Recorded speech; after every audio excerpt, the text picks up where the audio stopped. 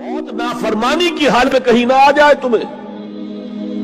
وہ کوئی ضمانت تمہارے پاس نہیں ہے کہ تم کسی گناہ کا ارتکاب کر بھی چکو گے, پھر تمہیں توبہ کا وقت بھی مل جائے گا, پھر موت آئے گی, اس سے پہلے موت نہیں آ سکتی. کیا معلوم عین اس گناہ کے ارتکاب کے دوران موت آ جائے. وہ موت کیسی ہوگی؟ شاید آپ کے علم میں ہو, لکھنؤ کے ایک بہت بڑے شاعر تھے اور ان کی موت بہت ہی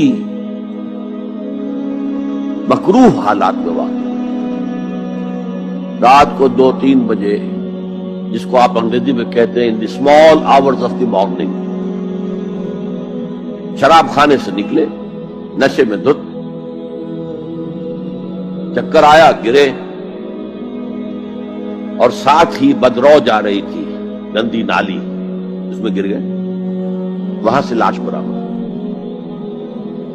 کیسی موت ہے یہ؟ نافرمانی کی حالت میں موت آئی ہے, شراب کے نشے کی حالت میں موت آئی ہے. اور کیا یہ ممکن نہیں ہے کہ کوئی شخص بدکاری کا ارتکاب کر رہا اور عین اسی فعل کے دوران موت آ جائے؟ اچھا, اب اگر آپ نے طے کر دیا نہیں مروں گا مگر حالت فرما برداری میں, اس کی ایک ہی شکل ہے, کوئی لمحہ بھی نافرمانی میں بسر نہ ہو, مبادا اسی لمحے موت آ جائے.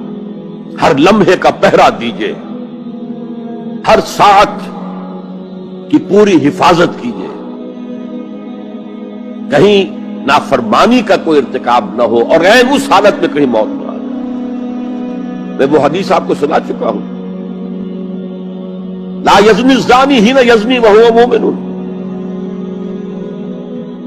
کوئی زانی حالت ایمان میں زنا نہیں کرتا, جب وہ زنا کر رہا ہوتا ایمان اس کے دل سے نکل کر اوپر سر پر منڈلاتا رہتا. کوئی چور حالت ایمان میں چوری نہیں کرتا, ولا یسرق السارق حین یسرق وہو مومن. کوئی شرابی حالت ایمان میں شراب نہیں پی سکتا, ولا یشرب الخمر حین یشرب وہو مومن. اگر ایمان بھی ہو دل میں اور یہ حرکات بھی ہو رہی ہو تو وہ ایمان 2 پیسے کا نہیں, 2 ٹکے کا نہیں. کیا اس ایمان کی قیمت ہے؟ کیا قدر و قیمت ہے اس کی؟ اب اگر عین اسی حالت کے اندر موت آ گئی تو یہ تو خلوع ایمان ہے, ایمان کا خالی ہو جانا ہے. یہ ہے وہ بات جو کہی گئی. اب یہ اسلام اور تقوی, ان دونوں کو یہاں نوٹ کر لیجئے. یا ایھا الذین آمنوا اتقوا اللہ حق تقاتہ ولا تموتن الا وانتم مسلمون. اے ایمان کے دعوے دارو, اللہ کا تقوی اختیار کرو جتنا کہ اس کے تقوی کا حق ہے, اور دیکھنا موت نہ آنے پائے مگر فرما برداری کی حالت. اب یہ اینٹیں اگر پختہ ہو گئی ہیں, ہم نے جہاد کے مختلف مراحل ان پر غور کیا تھا. پہلا مرحلہ کیا تھا؟ نفس امارہ کے خلاف جہاد, شیطان اور اس کی ذریت سلبی و مانوی کے خلاف جہاد, بگڑے ہوئے معاشرے کے جو پریشرز ہیں ان کے خلاف جہاد. یہ 3 جہاد کر کے کما حق ہو فرض کیجئے کہ اب آپ تقوی اور فرما برداری کی روش پر راسخ ہو گئے, قائم ہو گئے. اب اگلا قدم کیا ہے؟ اب ان اینٹوں سے فصیل بنانی ہے. اینٹیں تو مضبوط ہو گئی, پوری طرح پٹ گئی, پختہ ہو گئی. وہ جو اقبال کہتا ہے کہ خام ہے جب تک تو ہے مٹی کا ایک انبار تو, اور پختہ ہو جائے تو ہے شمشیر بے زنہار تو. اور جس سے اکبر اللہ آبادی نے بھی کہا ہے, اس سے بھی بہتر انداز میں کہا ہے, تو خاک میں مل اور آگ میں جل, جب خشت بنے تب کام چلے. ان خام دلوں کے عنصر پر بنیاد نہ رکھ, تعمیر نہ کر.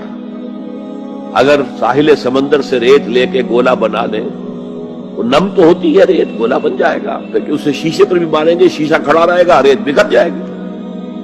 اسی گولے کو ذرا بھٹی میں ڈال کے پکا لو, روڑا بنا لو, تو خاک میں مل اور آگ میں جل, جب خشت بنے, جب اینٹ بنو گے تب کام چلے. اب اگر اسے مارو گے تو کوئی نتیجہ تو برآمد ہوگا کہ نہیں. تو یہ پختہ افراد کی شخصیت کو پختہ کرنا. جو حیات اجتماعی اس کو نظر انداز کرتی ہے، جیسا کہ میں نے عرض کیا تھا، پہلی منزل تعمیر نہیں کی، دوسری کے اوپر چڑھانا ہو گئے، دوسری ہے نہیں، تیسری جو ہے وہ ہوا کے اندر اس کی تعمیر ہو رہی ہے۔ ہماری بہت سی ناکامیوں کا اصل سبب یہ ہے۔ حضور نے پہلے افراد کو تیار کیا ہے، افراد کے ہاتھوں میں ہے اقوام کی تقدیر، ہر فرد ہے ملت کے مقدر کا ستارہ، اور ہر حیات اجتماعی یا کوئی تنظیم ہو، کوئی جماعت ہو جو اسلام کی سربلندی کے لیے کام کرنا چاہیے، اسے سب سے پہلے پختہ کردار والے افراد تیار کرنے ہوں گے۔ یا ایھا الذین آمنوا اتقوا اللہ حق تقاتہ ولا تموتن الا وانتم مسلمون۔ اب دوسرا نقطہ کیا ہے؟ ان کو جوڑنا ہے، اب اینٹوں کو جوڑنا ہے۔ And for that you need a cement substance۔ پچھلے زمانے میں چونا وغیرہ ہوتا تھا، چونے سے جوڑا جاتا تھا، آج کل سیمنٹ ہے۔ اگر یہ سیمنٹ سبسٹنس مضبوط ہے تو یہ فصیل اور دیوار مضبوط ہے، اگر یہ نہیں ہے تو چاہے اینٹیں پختہ ہو تب بھی سیلاب کا ریلا آئے گا، بہا کے لے جائے گا۔ اینٹوں کی پختگی کے ساتھ ساتھ ان کو جوڑنے والا مورٹر جو ہے اس کو بھی مضبوط ہونا چاہیے۔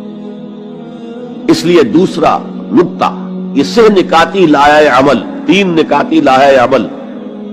پہلا تقوی اختیار کرو اور اللہ تعالیٰ کی پوری فرما برداری اختیار کرو، کوئی لمحہ تمہارا نافرمانی میں نہ گزرے۔ اب واعتصموا بحبل اللہ جمیعا ولا تفرقوا، چمٹ جاؤ اللہ کی رسی کے ساتھ مل جل کر اور تفرقے میں نہ پڑو۔ اعتصام عصمت سے بنا، عصمت حفاظت کو کہتے ہیں۔ اعتصام حفاظت حاصل کرنا، جیسے آپ دیکھتے ہیں کہ کسی بچے کو اگر کوئی خوف لاحق ہو جائے، کوئی ڈرائے، وہ آئے گا، دوڑے گا ماں کی گود میں آ کر ماں سے چمٹ جائے گا۔ وہ یہ سمجھتا ہے اپنے چھوٹے سے ذہن کے مطابق میں قلعے میں آ گیا ہوں۔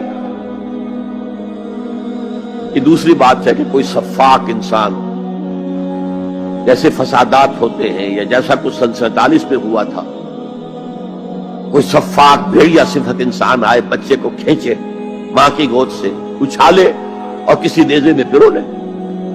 لیکن بچہ یہ سمجھتا ہے کہ میں آ گیا ہوں، پناہ میں آ گیا ہوں، قلعے میں آ گیا ہوں۔ تو یہ ہے اعتصام۔ اور عجیب بات یہ ہے کہ جو اس سورہ مبارکہ کی جو ہم نے شروع کی ہے آیات، وہاں سے ایک آیت پہلے جو ہے 10ویں رکوع کی آخری آیت، وَمَن يَعْتَصِم بِاللَّهِ فَقَدْ هُدِيَ إِلَىٰ صِرَاطٍ مُسْتَقِيمٍ۔ یہاں حبل اللہ نہیں ہے، جو اللہ کے ساتھ چمٹ جائے تو اس کی ہدایت تو ہو گئی صراط مستقیم کی طرف، اللہ سے جڑ جاؤ۔ سورہ حج کی آخری آیت کے بھی آخری الفاظ یہی ہیں، وَاعْتَصِمُوا بِاللَّهِ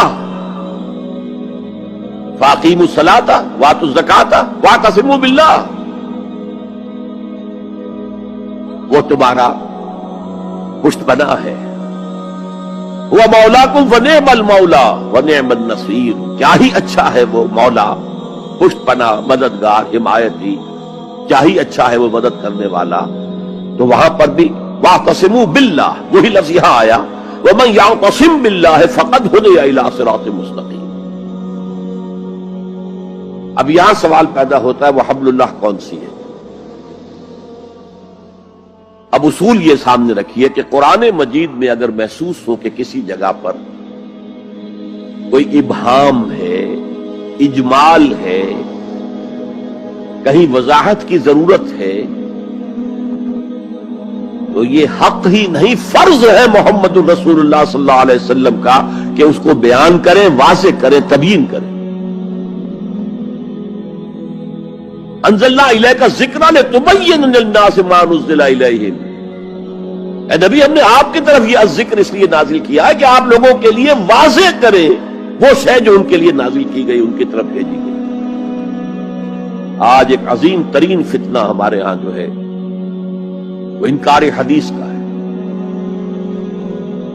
وہ گویا کہ حضور کو یہ حق ہی دینے کو تیار نہیں۔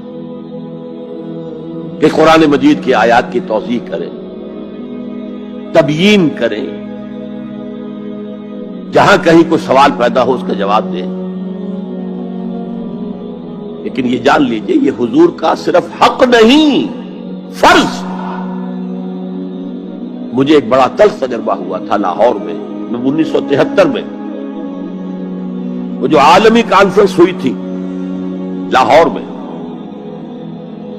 دنیا کے تمام مسلمان ملکوں کے سربراہ وہاں جمع تھے.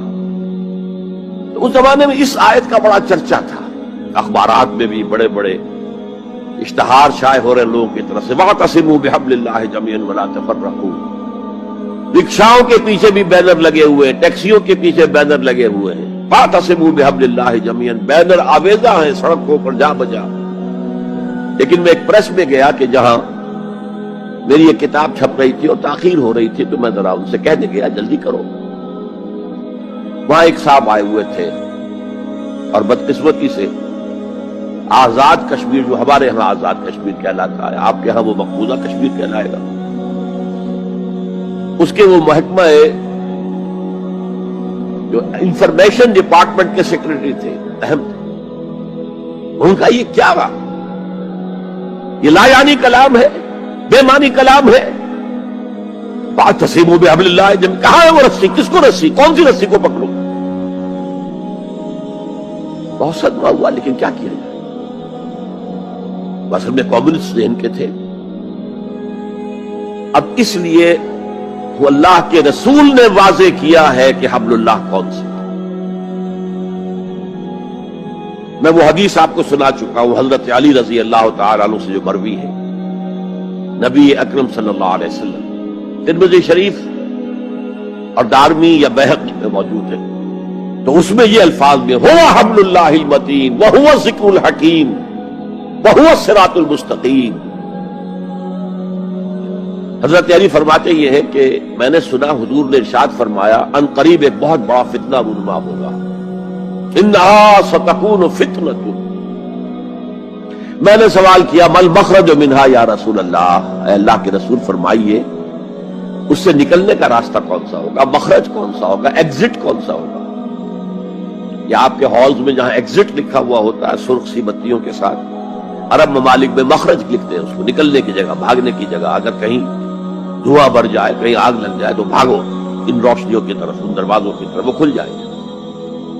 تو جب حضور نے فرمایا کہ انہا ستکون فتنۃ، تو حضرت علی کہتے میں نے پوچھا بل مخرج منہا یا رسول اللہ، فرمایا کتاب اللہ، فتنوں سے بچانے والی اور فتنوں سے نکالنے والی شے صرف کتاب اللہ. فیہ خبر ما قبلکم ونبأ ما بعدکم وحکم ما بینکم، اس میں تم سے پہلے جو اقوام تھی ان کی خبریں موجود ہیں، تمہارے بعد آنے والی جو چیزیں ہیں ان واقعات کا تذکرہ موجود ہے، اور تمہارے درمیان جو اختلافات بھی رونما ہو سکتے